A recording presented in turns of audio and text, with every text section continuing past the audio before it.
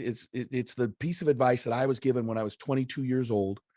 And I'll tell you the story. Can I take a minute and tell you the Please story? do. I was at a conference. It was one of the most eerie things that ever happened to me. Now you got to understand, I'm 58.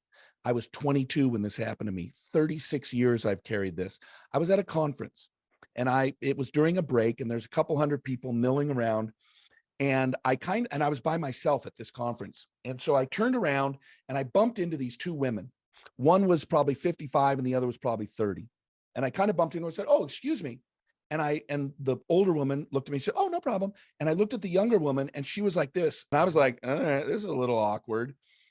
And her mother looked at her and she looked at me. She looked at her daughter and she said, "Is this him?" And I'm like, holy cow, am I about to get accused of something?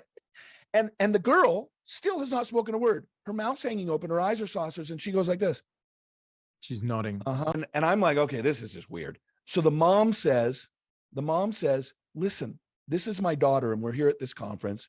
And in the middle of the night last night at 2 a.m, she sprung out of bed, completely wide awake, and woke me up."